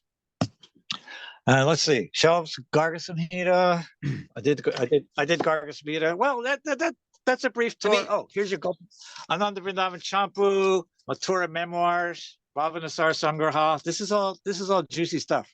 Have you read every single book in your library? No. You don't read them as they come in to like approve them or check them before they go on the shelf. I kind of scan things. Why doesn't this thing work? See, I'm trying to do. That's it. You're back. What I do is I just kind of poke into what it is. See what's in there. A lot of times, this might sound crazy. A lot of times I start from the back. I look at the back. I see it's index. Is there a Shuddhipatra? Shuddhipatra. What is that? A lot of times when they print these books in India, most of my older things, they're all hand set type. You know what that is? The lead letters that you put in backwards in strips. Yeah. You put a big square thing, and then it puts on the thing. The roller rubs the ink on it, and it goes ka-chung, ka-chung, ka-chung, ka-chung, ka-chung on the paper. So that process is so tedious that they come out with a lot of typos. So what they do is they get the proof sheets. In the West, we call it a signature. When you print like 4 or 8 pieces in one big sheet, 4 or 8 pages. So you get the signatures, and they have their scholars look through it. They find all the typos, and they put them in a list. And then they print one more page to put it on the end of the book. That's called Shuddhipatra. or correction page. So that's the first thing I do when I get a new book is I look at the back. Is there a Shruti Patra? And if there is, then I'll go through the list and I'll go to that slope. It'll say like chapter 2, verse 5. This word should be that word. So I'll go through and I'll go to chapter 2, verse 5, and I'll scribble in there what the correct word is. So the first thing I do when I get a new book is I fix it, fix the typos according to what they tell me. And then I look at table of contents and I read in one of these books that talks about it. I'll say, you know, what's their overview of it. Mm-hmm. And if it's really, really interests me for something that I want to read, then I'll dive in. If not, I just do a kind of outline or just kind of skim through and say, oh, chapter 6 has an interesting topic. Let's look at that. Okay. Then it goes on the shelf. So I haven't read everything, but there's a lot of things with my hand scribbles, which is kind of a shame because when I scan them for archive.org, if that ever happens, then it's going to be my hand scribbles. So when we scan the PDF, we have to use the eraser tool. And somebody should just go through there, just get rid of my scribbles, you know? Mm-hmm. When I underline something, no one else has to see that. You know, just scribble that with the eraser tool, then put it on archive. So but you see, this was 40 years ago. I'm in Vrindavan. I'm, you know, penniless, you know, messed up clothes, always sick with malaria. So I had malaria 12 times, 10, 12 malarias. So I didn't know anything about the future. I have one Sanskrit book, so I scribbled in it with a pen. I wasn't thinking, I didn't even know what a scanner was. I didn't even know it was possible. So a lot of my things here, they have my scribbles in them. So somebody has to fix that. I don't know what's going to happen. Do you allow devotees to come and visit the library? Do you allow people to come and visit and have a look around? Oh, yeah. If anybody's interested, almost nobody's interested. But I've had maybe 5 people here in the course of a few years that just look at some things. But not even serious. Do you live? I mean, you don't have to tell us where you are, where you live. But do you live near a devotee community? Do you live near a temple or something? I might not. Or is it just the fact that a lot of people don't know that you have these books, and it's kind of like a treasure chest? Well, let's just say I do have some enemies in this world, so I try to keep a low profile so that there's not a whole lot of attention drawn to where I am. I get that. And all we know is that you're in the USA. I actually have no idea where you are in the USA. You're one of 330 million people. That's the population of the USA. And I don't think you're in Hawaii. So that narrows it down a bit. But no, I never made it to islands, but I wish I'd see it. The Prabhupada said it's like a heavenly planet, but I'll never physically be able to go over there. Hawaii, yeah. I'll never be able to go back to my Vrindavan either. So I have to live with the memory of my Vrindavan, where the parikrama path is just dust, where there's no cell towers. That's my Vrindavan. When I see these videos and everything of the modern version of Vrindavan, I know it's still Vrindavan. Yeah. When were you? When did you last leave Vrindavan? When were you last there? I was there in 1980 to 85. Wow, that's like almost 40 years ago. It is 40 years ago. Yeah, I haven't been back. Everybody I know has been back. Some are there right now. My neighbor is there right now. But I won't be able to physically do it in this life. But I have my memories. I have my dose. I had 5 solid years of just going, pardon my French, but I went ape shit. I went completely bonkers, researching the holy places that no white person has ever been to. I was one of the first white people to go on Vraj Parikrama, a whole month, 1 month, wandering all the way around 84 Chaurasi coast. 84 coast was 168 miles or something, barefoot. Now everybody's got their shoes nowadays. Look at these Vrindavan videos. Everybody's wearing shoes. Even the sadhus are wearing shoes. What the heck? When I was there, if you dared to wear shoes, all the bridge basis would go, chapo, chapo, chapo. They point to your feet. You're supposed to take your shoes off. So when I was there, I had pure talcum powder Parikrama path sand between my toes. I Mm. could roll in it. You could bathe in that beautiful dust. That Raj Raj. Raj means the grains of sand. Raj Raj. Not Raj, like king. Raj Raj. Mm. It's the dust of Raj. So I have my memories. Like sometimes people post on Facebook. They post some old photo from the 70s or something of Vrindavan. Like there's Madan Mohan. Below Madan Mohan, there's Prabhupada walking on Parikrama on the sandy Parikrama path. Right? That's my Madan Mohan Mandir. The version now, you got all these, chai stands underneath it and auto rickshaws everywhere, trucks, bumping into cows, cars actually knocking pilgrims over, who are pilgrims walking with their feet on the hot asphalt. What the heck? That's my Vrindavan it's got a little covered up with a couple extra layers of matter, but underneath it all, my Vrindavan is still there. I mean, if you live there for years, and if you don't focus on money, you don't have a big black camera, you don't have sunglasses, you don't have fancy shoes, don't stay in hotels. You do. This was my chance. I was 25 years old. I said, I'm here for the real thing. I'm not here to be a tourist.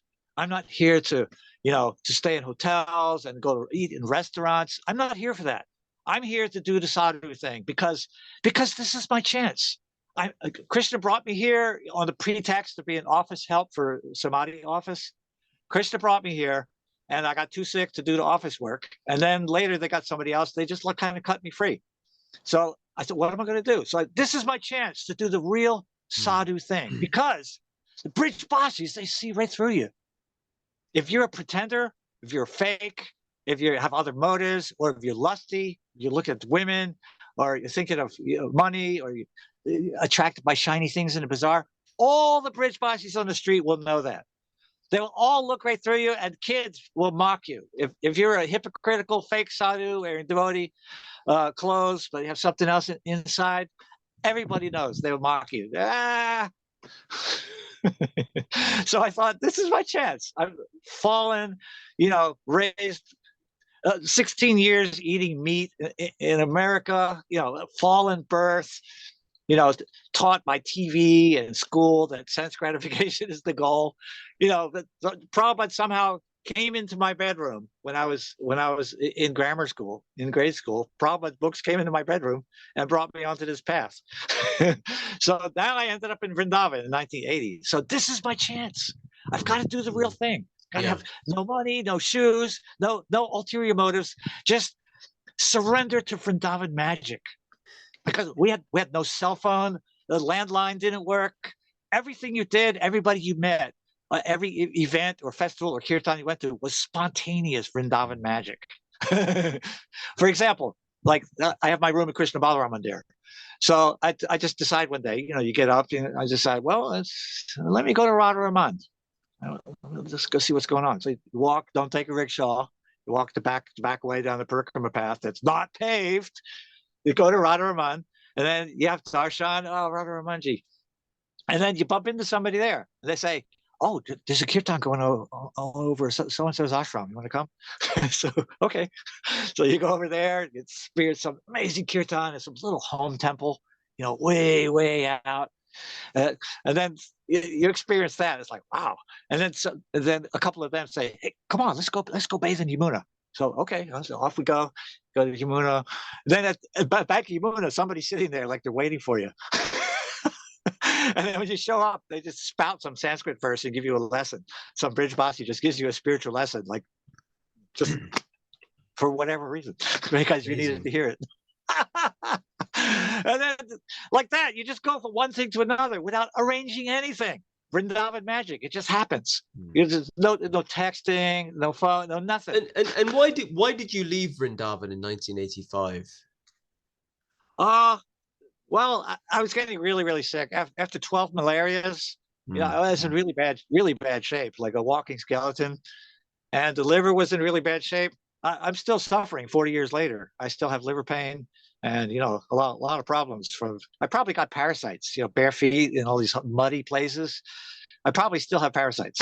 So I was just really sick. And then other arrangements happened to bring me to the West. That's when I hooked up with BBT during one of the Mayapur festivals. So BBT trustees said they're going to give me a ticket to come back to America and, you know, help out with some of the Sanskrit stuff and whatever. So they brought me back to America, and so I reluctantly left. But as I was flying out of Calcutta, just looking at my India that I just communed with 5 years, just going completely berserk, you know, diving in to Goswami's books, diving into the holy places, researching holy. After 5 years of that, and then I'm flying away and seeing the land of my Bharat just going further and further away from me. It was really sad. Mm. But I knew if I stayed there 2 more weeks, I would be dead. Mm. Krishna arranged it. Oh, I couldn't get a visa. I couldn't leave the country because I was this crazy wandering sadhu type of thing. So my visa expired. At some point, my passport was stolen. I got mugged. On a train going to Navadvip, and stole my stuff, which wasn't much, you know, passport, you know, $20 or whatever. So I went without a passport for a few years. And by some weird freak, one of those magical things, Krishna makes synchronicity, I got my passport back, but it was, you know, badly expired. The stamp was bad and everything. So Krishna again made an arrangement. So BBT was taking me out of the country back to America, but I couldn't leave India legally. So somebody said, oh, go to see this travel agent. So I went to see this travel agent in Calcutta, explained the situation. He just looks at me seriously and says, God wants me to help you. Can you come to the airport on Thursday? So I went to the airport. He walks me through the security gates. He knows all the guards. I think he bribed them a little bit. He had like some little gifts, like some little perfume stuff for the wine. Wow. Yeah, he had some little tricks to get through the security checkpoints. So he got me through, and he says, go on. Go take Vrindavan with you. So I came back to America, amazing. But you can take the person out of Vrindavan, but you can't take Vrindavan out of the person. Because I'm a poet. I published 20 books of my own poetry, and, you know, I've translated all this stuff. So I've created different mantras and things that keep me going over the years. So one of my mantras is, Sri Vrindavan lends a bit of her beauty to every corner of creation. Sri Vrindavan lends a bit of her beauty to so everywhere I go, like Chaitanya Mahaprabhu, if he saw a hill, it's Govardhan. If he saw a river, it's Yamuna. So I kind of do that. You've got your own library there with all those literatures from Gaudiya history. I mean, that's quite wonderful. You must feel like you're in Vrindavan sitting in your library. Yeah, I was reading these in Vrindavan, and I could open the same book here. I could be, for example, one particular Rupa Goswami book I was reading at Terkadam. You know that place, Terkadam? Yeah. Outside of Govardhan. Really beautiful. It's where Rupa Goswami wrote some things. So it's really, really beautiful. It's nice. So a particular book of his, I was reading there and scribbling in. It's on my shelf. So as soon as I pull that off and look at it, I'm back in Terkadam. And since we're on Terkadam, I'll give you one little interesting story that happened. Because I was doing the sadhu thing, I made no effort to eat. When you travel around Braj, because you know in Prabhupada's books and his lectures, he said the brahmachari fasts until the spiritual master feeds him. And if the spiritual master forgets to call the brahmachari fasts. So I practiced that. On Braj Parikrama, make no effort to eat. You don't have any money anyway. You got a walking stick, bead bag, water pot, and a little cloth shoulder bag with one change of clothes and a Krishna book at the time. That's how I traveled all the way around Braj, 168 miles. So no money, of course. So you just walk you meet a villager and you say, well, how far is it to Kamyavan? Which way? Is it this path or that path? And the Brij Bashi goes, this way. And you just keep walking. And then you walk through a village.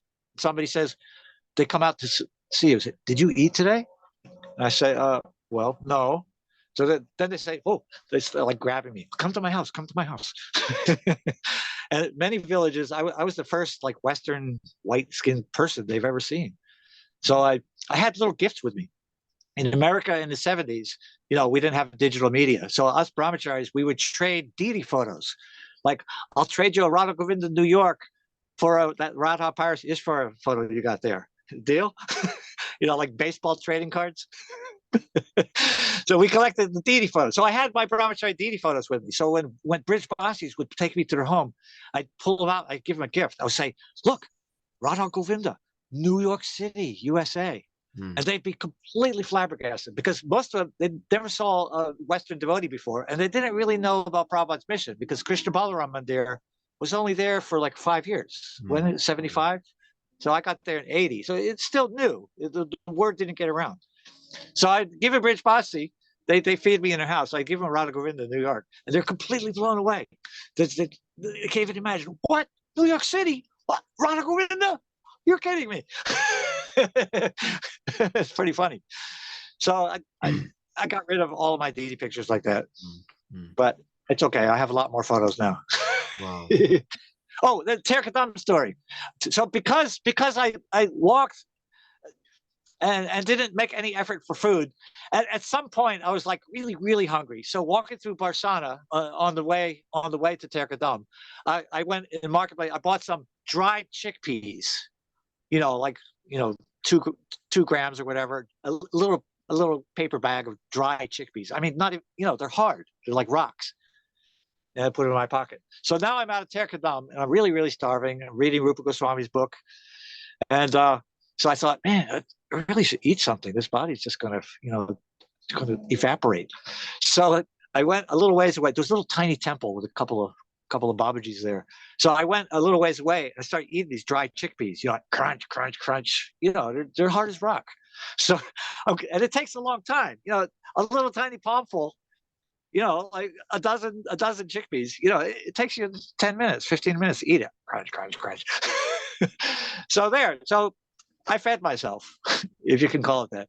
But later, I was over at the little tiny mandir, and the Babaji's there.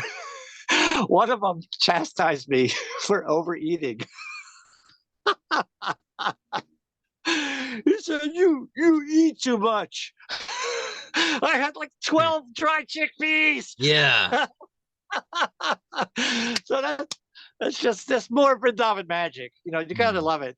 Everything that happens, good or bad, Yeah. it's good. You're sitting under the tree, you're doing the sadhu thing, and the village kids come out and start throwing rocks at you.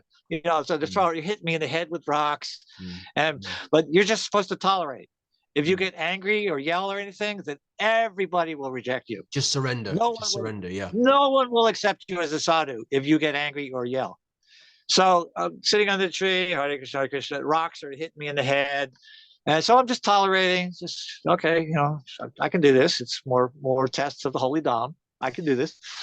I'm just tolerating. But then within a few minutes, an old man came out. He yells at the kids and they run off laughing.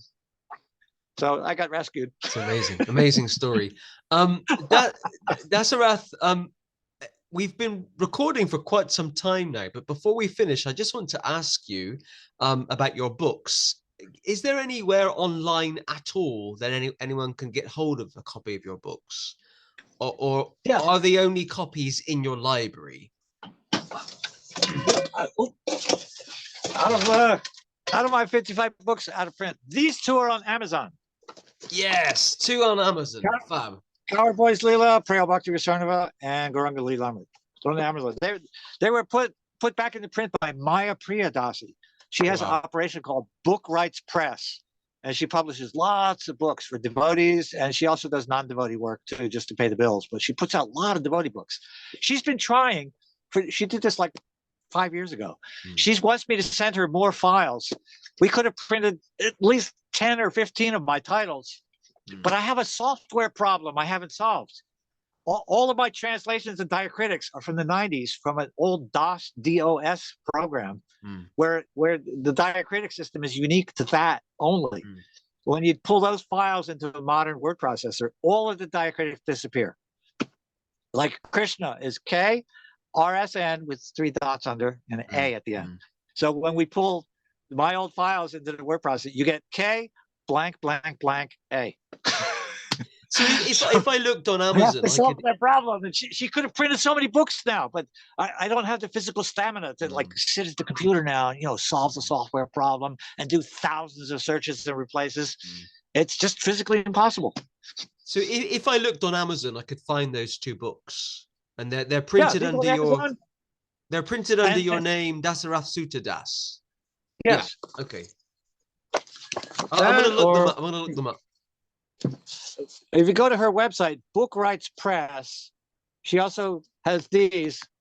She kind of told me that she prefers that I direct people to her website, because when she gets it from Amazon, they take a chunk out of it. Yeah. When we get from her website, she gets the whole thing, and the deal is that she splits the profits with me. So like, once or twice a year, I email her, well, did anything sell? And she says, yeah, you got $49 of credit. And I say, well, just send me a box of books. So I never take money for it. I just get, a little box of 10 or 20 books that I could give to my friends or whatever. Right, I give them to people who take me to the doctor, to the hospital. I say, here's a gift. I sell one occasionally, little one, $10, big one's 20. Donation to the health fund. But I need to email her. It's been a really long time, and I'm like out of everything. Okay. It's so frustrating. I've had this really full life with all these products, all the hundreds of CDs that I produced, and dozens of books, and like nothing is available, not even in person, or it's not online either. People say, "Oh, is your music on Spotify?" No. Is all your books on Amazon? Two of them are. So it's very frustrating to be a Renaissance man, just another Renaissance man with tons of things and products and offerings and gifts for humanity. I've given my entire life to produce products that help other people to attain self-realization. I've done all that, and like none of it is available. Well, what I'm going to do, I'm going to put links to Book Rights Press with this podcast. Okay. So great. People can go to the website and purchase copies of those two books. And that other book, where's that now I lost it. I got the message. Here it is. This one, the Prabhupada book, there's 20 copies at BLS in Belgium. She's holding 17 volumes for me. If I could raise the $250 or something to get them, she has to sell them to me. I've been to BLS. So she's holding 17. So technically, 3 copies of this are available from BLS. I hope she doesn't betray me, the secretary. She's supposed to be holding 17 while I was trying to raise the funds with the local Russian devotees. They had me do some programs there. I did a couple programs with the Russian devotees on 2 topics. My first mentor in Krishna consciousness, Vishnu Jan Swami. Yeah, he was my first mentor, and then he sent me to my second mentor, Jayananda Prabhu, with whom I built Rath Yatra carts for Srila Prabhupada to ride down Fifth Avenue in 1976. So I did a couple home programs with the Russian devotees to talk about Jayananda and Vishnu Jan, and they said they were going to try to raise the money to help me buy that box from BLS. So I'd have a little stash of Prabhupada books. Because I like to bring them to temples at Sunday feast sometimes, kind of wave it around. So anybody want Prabhupada's poetry? There is a devotee at some temple. I know the devotee at temple. This is his favorite book. So every time he gives Bhagavatam class, he has the Prabhupada book there. He always reads some shlokas. Because Prabhupada's poetry is pretty intense. I mean, because I translated it, I spent so many years, digging up the obscure words he uses. So you could actually, we just have the verses and my poetry rendering. But you can give class on this stuff. Prabhupada's poetry is unique because all of his books, all his translations here, it's his translation. Whereas this is his own musings, his own, what rambles around in his mind and in his devotional heart of bhakti. That's what the poet puts into his poetry. That's why it's different than his translations. He's Bhagavatam, he's rendering Bhagavatam. CC, he's rendering CC. This, he's rendering himself. So there's some amazing stuff in there. I think what I'd like to do is to record another podcast with you, particularly about Vishnu Jana and Jayananda. Yes. Because Vishnu Jana and Jayananda. This I know that we could it's talk about it's those good two stuff. personalities. It's good stuff because Yeah, I worked 6 years collecting Jayananda testimonies from people, including his mother, his sister, and a bunch of classmates he grew up with, because I wanted to make a Jayananda. Where's that page? I wanted to make a Jayananda biography. It's called The Triumph of Bliss, because that's what Jayananda means. My book is like for devotees and for non-devotees, because that's the way Jayananda was. It's called The Triumph of Bliss, a biography of Jim Kaur, America's first Hare Krishna saint. Because Prabhupada installed him. He's the only one Prabhupada installed on the Vaishnava calendar. Other devotees left their body before Prabhupada did, so he had a chance, but he didn't get excited about anybody except Jayananda. He said, "This is in writing. Look up the letters." He said, "Everyone should follow the example of Jayananda. I am so happy I have had such a nice disciple."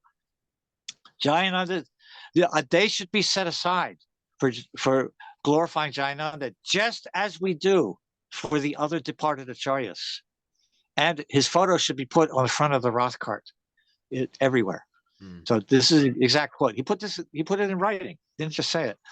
So the Jayananda stuff is amazing because he's a regular American working class guy. He got the perfection of bhakti, and Prabhupada recognized it. So I think we could have like a whole wave, like a Jayananda cult around the world. I know a bunch of people call themselves Jayananda Nugas. There's a Jayananda Nuga cult going on. I even know some devotees who are making a Jayananda foundation, like for like a nonprofit. He was talking about maybe publishing my book or something. But I have all this information that I collected for 6 years. There's Jayananda, the famous in Back to Godhead. This was on the cover of Back to Godhead. There's Jayananda, this Rath Yatra cart. I helped him build everything here. Everything we see, I put up those swan boards. I built those fences for him. I installed the little brakes so that your steering post doesn't go too far. I cut the hole for the wheels to go through, that little extra hole there. So the Jayananda stuff is really important. And so a lot of Russian devotees, they got hold of Vishoka Prabhu. Vishoka Das has a Jayananda website, and he put out a couple of little books about the glorious life of Jayananda Thakur. So that somehow made its way to Russia, and they translated it into Russian. So there's a lot of Russian devotees. They really like Jayananda because he's not squeaky clean, saffron, clean fingernails, Brahminical slokes. That's not Jayananda. Jayananda's greasy fingernails, working class, torn up clothes, tattered Brahmin thread. A Jayananda's thread is like broken and tied in 10 places, full of grease. So so the Russians, they really like that. We like Jayananda, working class saint. Well, we can certainly record another podcast about Jayananda and Vishnu Jamaswamy. That'd be wonderful. We could talk for ages. Yeah, I made a slideshow. I did a 45-minute presentation in a temple room once, and I've got 150 Jayananda photos, and I have 250 Vishnu Jan photos. And I could do a presentation on either one of them because they were my first mentors. So, I feel really, really lucky that first of all, I didn't have to find devotees or find Prabhupada's books. They came into my bedroom. Because my big brother, who I shared the bedroom with, he would go to the big city where I was raised. We were in the suburbs. He would go. He was 2 years older, so he would go to the city for listen to music and go shopping at the hippie stores or whatever he did in the 60s. So he would come back. He would have Back to Godheads, Upanishads. He would have these things because devotees would hit him up on the street, I guess. He gave him a quarter or something. They gave him something. So he would come back with his bag full of, treasures from the city. But he didn't care about the Prabhupada books and things. He'd leave them laying around. I would pick them up. I kept them in a little stack. So here I am at home. I'm reading Back to Godhead, Upanishad, Teachings of Lord Chaitanya. And then a year or two later, I got my big Macmillan Gita. I went on a little trip to another big city. I went to a big trip to New York City to do some business errand for my father. As soon as I got to Grand Central Station, this devotee lady just came right up to me, whoop, as if she was waiting for me. There's that Vrindavan magic again. She was waiting for me. So she comes up to me and shows me the Gita. And because I was also an artist, I had all art supplies and I had a big portfolio of metaphysical / themed art. And she showed me the paintings in Prabhupada's books. And I was like, that's it. They already did it. So I don't have to. So gave her $20, which was a lot in 1974. Gave her $20 and took that Gita home and read it cover to cover that winter. Read it cover to cover, and like that was it. So I have to find out what this is. And so that was all part of the Mercy train. So when I joined, I was spoiled because I had Vishnu John. I joined on this. This is where I joined. Let me show you this. Oh, here he is again. There he is. Look, he's in bliss. There's my man. So he put this ad in Back to Godhead magazine. Where is it? Here. Look at this. A year and a half, they put this ad in Back to Godhead magazine. And I showed this to the Russian devotees. They like it. It says, see, there's Vishnu John and Bliss. There's the bus. They had 6 buses. It says, tour with advanced disciples of the Hare Krishna movement. And I'm like, fist pumping. Each bullet line, I'm fist pumping. Like, tour, advanced, yes. It says, experience life in a mobile ashram. I'm like, yeah. So daily classes in mantra meditation. Yeah. Philosophy of Bhagavad Gita. Yeah. Vegetarian yoga diet. Yeah. And this is the one that got me because I was a musician. Learn to play ancient Eastern instruments. And I'm like, oh man, how fast can I get on that bus? For a day, for a week, a month or longer, for departure dates from your city, call this number. So I called the number. Wow, that's amazing. And the secretary took my number, and he had Vishnu John called me later at home. Wow. I thought it was Vishnu John, like Matthew, Mark, Luke, and John. Yeah. I thought, wow, that's so cool. He gets to keep half of his legal name. Just add Vishnu to John. Vishnu John. Like, Rama Ralph or, Krishna Carl. Krishna John called me up, and it turns out that his bus was coming to that big city I was near. Yeah. He was coming. I called on a Thursday. They were coming this Sunday. Wow.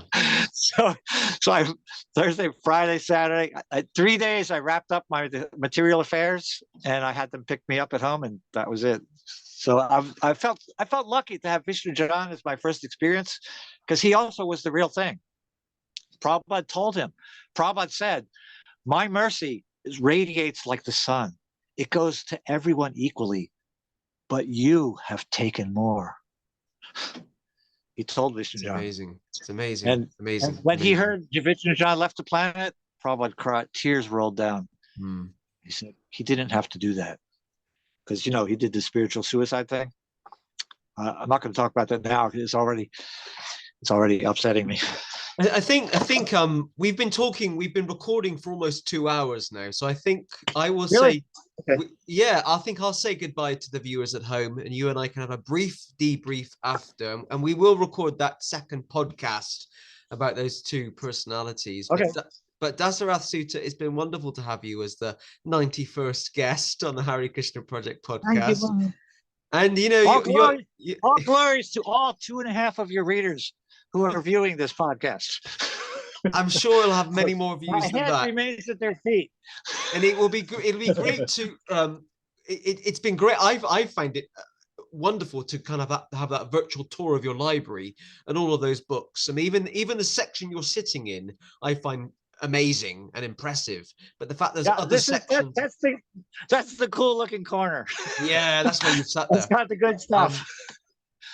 So I'm going to say goodbye to everyone at home. Then you and I can have a brief chat after. So a big thank you to Dasaratha Suta Prabhu for being the 91st guest on this week's edition of the Hare Krishna Project podcast. Do not forget, if you're watching this on YouTube or Facebook, please do subscribe on YouTube or follow or like us on Facebook to keep updated about future podcasts. Until next week, we'll see you all soon. Thank you. Hare Krishna.